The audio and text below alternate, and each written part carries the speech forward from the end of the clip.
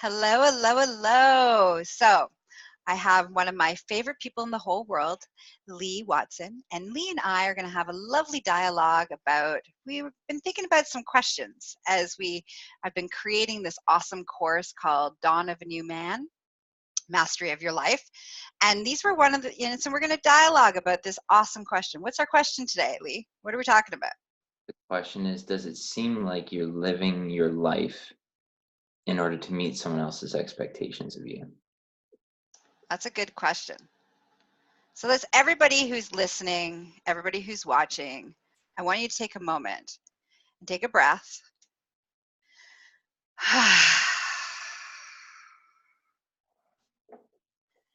And I want you to receive this question. Okay, Lee, say it again, a little louder so that everybody can hear it. And I want you, everybody who's listening, I really want you to go into this question and see where it shows up for you. Does it seem like you're living to meet someone else's expectations of you? So, Lee, where does that show up for you? For me, I felt like when I was growing up, I was always doing something to get approval from someone or get acceptance from someone. But then looking back on it, I wasn't doing what I wanted to do. I was doing what other people were doing. I was thinking what other people were thinking. And ultimately, I wasn't doing what made me happy. Can you give a couple of concrete examples of how that was showing up for you? Like a story? I would say even the jobs that I ended up doing, the expectations of me were to go to school and get a job and get a well-paying job. And I specifically remember reading somewhere that $75,000 was the happy point of a salary, and I felt like I was constantly working towards that because that's what I had read, and it wasn't based on something that I had said for myself. It was something that I'd read and someone else had said for me. And so I was constantly striving for something that I didn't have, and working these jobs that I didn't feel like were really me. They weren't representing me, and they weren't what was really making me happy. There were all these other things that I wanted to do, but I felt like based on the expectations of me, those didn't fit into who I was supposed to be. They fit into who I wanted to be, but not who I was supposed to be. That's awesome. That's awesome. Because that's how many people, so many of us have been taught that, especially around work, right? Our job, this is what you're supposed to do, and this is how much you're supposed to make, and these are what the expectations are. And so you start on this path, and it's not even a path that you wanted to go. No one asked you, what did you want? How much money do you want to make? What kind of job do you want to do? What is it that makes you light up and are passionate? No one bothered to ask you. And because no one asked you, you didn't bother to stop and say, oh, what is it that I want? Because, no one told you were allowed to do that. You and I have talked about this before. The painting is something that really lights me up. And I always thought about, what would it be like to paint for a living or to sell the things my creations. And there are all these things that tell me from my bringing up that told me that you can't make a living being an artist. But that's something that really makes me happy. And so why not pursue that? Why not put my time into that? But instead, I found myself at a desk, miserable, wanting to go home and paint. Yeah. And I found, so can you ask the question again so that I can lean into it? I want to lean into it. It'd be interesting to see where this comes for me. Okay. Does it seem like you're living to meet someone else's expectations of you? So people who know me are going to find this very surprising. The answer is yes. You wouldn't think the answer is yes, but there is places in my life that I struggle to meet societal expectations. So one of the expectations that I'm constantly trying to throw out all the time is that I can't even admit it. Come on. I don't know if I can say it out loud. The expectation is that I'm supposed to be happy all the time. Mm. So that's a really deeply rooted one, that I'm supposed to be this beacon of happiness. The other one is surprising, and because of who I am as a holistic sexual wellness specialist, and I'm, everybody knows me as a sex girl and all these things, I'm also supposed to, there's an expectation that I'm supposed to be horny and sexy all the time. So those are two areas that, like the happiness piece, well, you know what? Sometimes I'm not happy. And sometimes I fake happiness because I feel like I'm supposed to show up happy. I'm supposed to always be that beacon of like, la, la, la, happy, exuberant parts of myself. And sometimes I'm not. Sometimes I'm sad. Sometimes I'm bitchy. Sometimes I'm just downright miserable. I don't have any energy, and I don't even like people. There's these other sides of me. So that's one. And because when I don't honor that place and I don't drop into that space for myself, what happens is that I then am not authentic. Yeah. Because I'm fake happy. And I'm not actually allowing the people in my life. So this shows up more in my personal life than necessarily in my professional life. But in my personal life, I then don't allow people to really meet me and see me, the true me, and all the different forms of me, because there's this feeling that I'm supposed to meet the expectation of happy all the time. Just like the thing around being sexually aroused all the time, right? There's periods of time where I know it's going to be hard to hear, but I am not horny. And and when those moments happen, and everybody's like, so tell us about your sex adventures. I'm like, I haven't had any sex adventures lately because I haven't been horny. And people are like, what do you mean you're not horny? And then there's this whole thing around the identity of what that means. Maybe it means there's something wrong with me. Maybe it means that I'm not doing all the work I'm supposed to be doing, so that I'm in this beacon of happy, horny Gaia all the time, right? So there's a bunch of stuff so we all have, I really think that for everybody who's listening to really drop in for a moment and think, where am I showing up out of a place of expectation versus where I actually am at? Whether it's what I want to do for a living, what I want to wear, our personality traits that we feel like society or people in particular in our lives are telling us this is what we expect of you. Like, where is that showing up for each and every one of you that are listening right now? And it might not even be coming from someone else. It might be the stories that you're creating in your own head. Exactly. Like when you were just talking about your side of this, it very much reminded me of how I've grown to become the person that people can depend on to call about something. Hey, I need to chat. Do you have time? I'll put aside time immediately if possible so that I can talk to them. But then there are some times when I get that message asking me if I'm available to talk, and I've got too much going on, but I still say yes because I've got that expectation. It's like I am the reliable person. Whereas that's not doing myself a favor by saying, yeah, I'm ready to chat. I've got to honor myself. And when we don't honor ourselves, it's that piece, right? We're not showing up as our authentic self. So like when I show up happy and not really being happy, or you show up and have a conversation because you're the reliable guy, but you don't really you don't have the energy to do that. Neither one of us are really showing up and being the authentic version of ourselves. And so the people around us aren't getting their needs met anyways. We're not getting our needs met. They're not getting their needs met. No one's getting their needs met. And everybody's walking away unsatisfied by that experience. Yeah, it's doing no one a favor.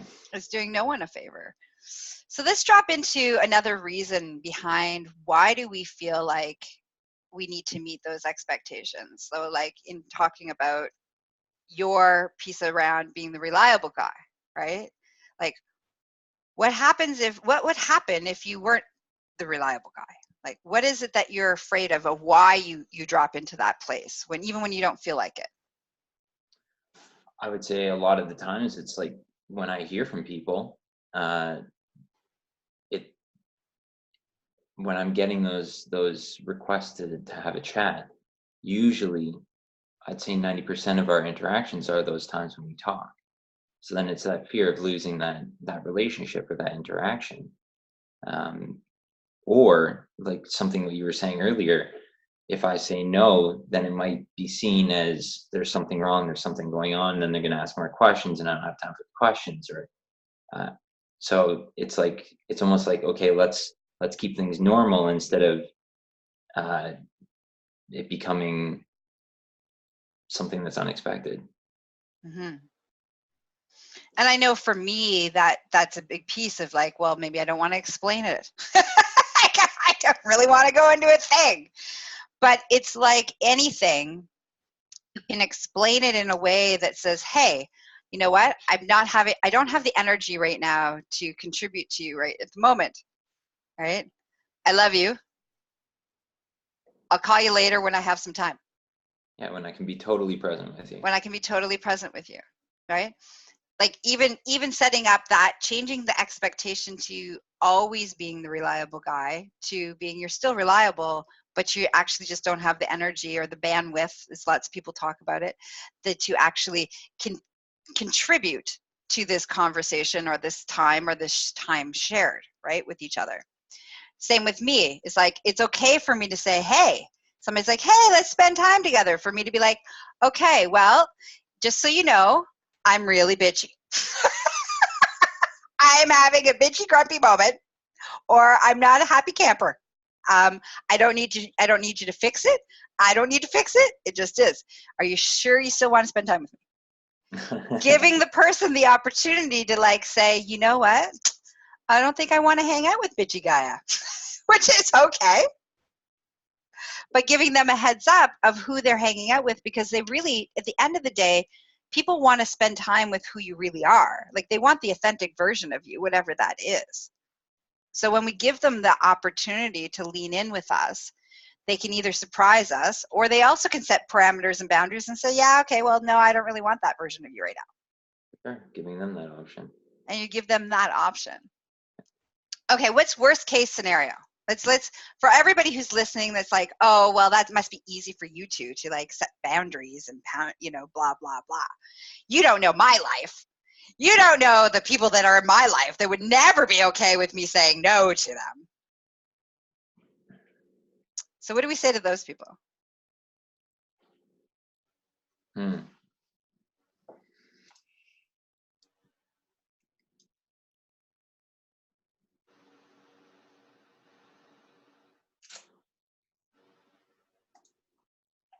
What would you say to those people?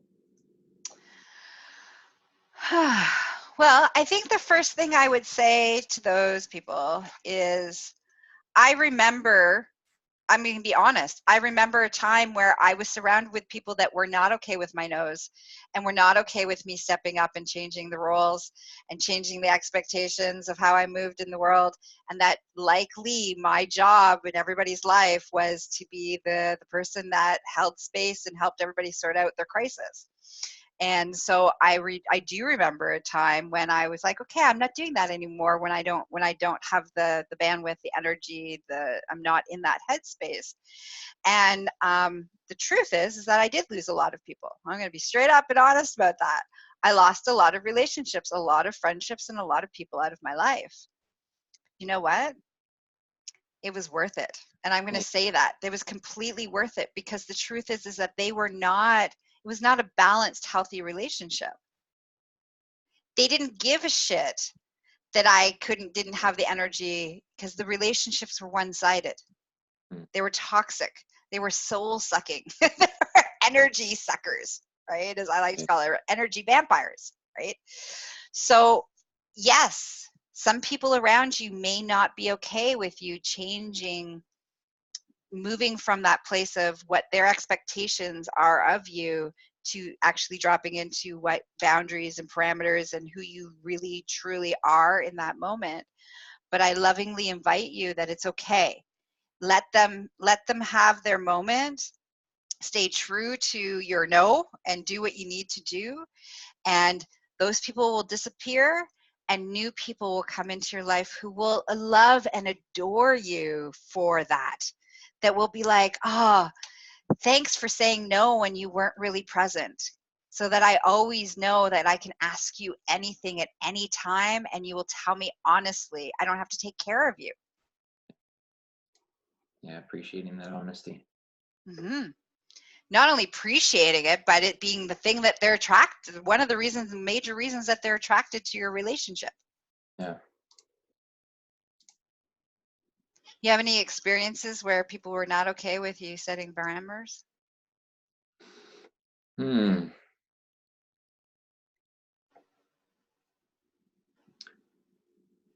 Not lately. I think because of the people that I've brought into my life recently, they understand. They understand the boundaries. They understand when I have to say no. I think before I never really had the confidence or the courage to speak up and set those boundaries for myself. Um, but I think it came, part and parcel when I finally had the confidence to do that. Like you said, I think that I had also brought in the people into my life that would understand and appreciate and value that part of me. Mm-hmm. Mm-hmm. So yeah, so I lovingly invite you, listeners, to continue to explore all the ways that you show up as an expectation of either society, your own internal expectations, or the people around you's expectations. And are they in line with what you truly want, who you truly are, and in line with who you're, the authentic version of who you are? If the answer is no, then it's time to do some course correction so so you can get in line with that. Because we all know that eventually the downfall of living your life for everybody else is that you feel empty and numb, and it's like you're on a zombie and you're on autopilot, and there's no spark of life left in you. And that's what happens. And usually it then shows up in some really interesting ways in your life of typically self-destructive behaviors, or blowing up your life, or doing things that you're going to feel bad about. Like there's a whole bunch of different ways that eventually, in order for the human soul to exist and for us to be like alive, we will break the mold, but we will do it in some really interesting ways. So instead of a whole lot of blow up, drama, chaos, crisis, the world is coming to an end, you can slowly start to just take one area of expectations that you know that isn't in line with who you are and where you want to be, and start to work on, how do I change this? How do I move in a different way?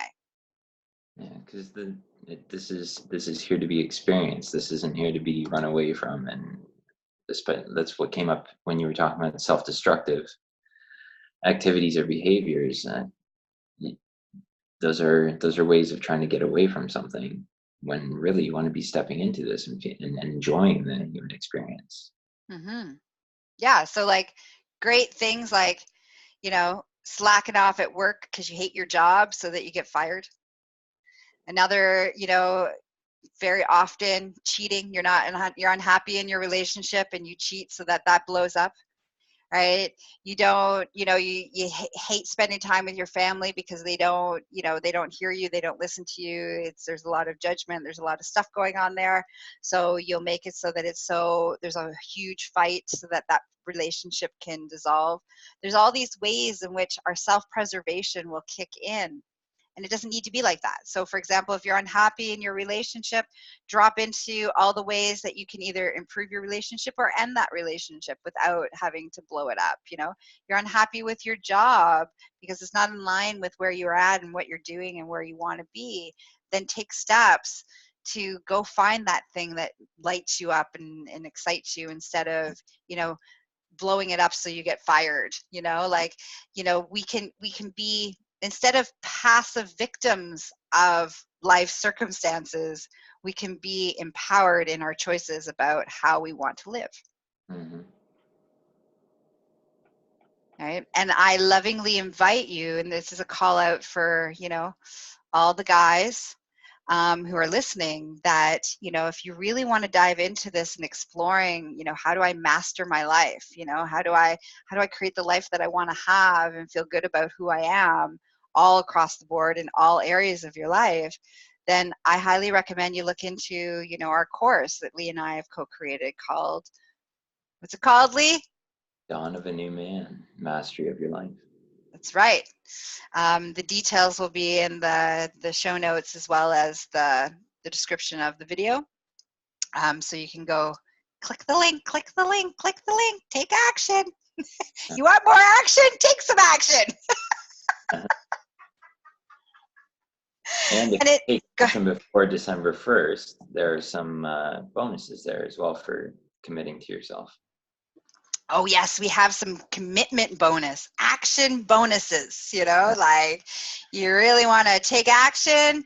We got some really good bonuses. There's like, you get to take one of the other awesome courses, and you also can have some one-on-one time with me. Right? So those are some really amazing transformational stuff for committing. It's our thank you for making the commitment and saying yes to yourself. All right. So this was awesome. I loved this question. I loved this conversation. Is there anything you want to leave our audience with, Lee? I just, I invite you to come and find out how you can live to your fullest potential through the course that we're offering, and get out from underneath someone else's expectations and start living based on what you want for your life. Yes. Yes, yes, yes. So you can find all the details in the course, and you also can come find us at succulentliving.com. Have a delightful day, and may it be filled with everything you desire. And if you don't know what that is, come hang out with us more. Mwah. Bye.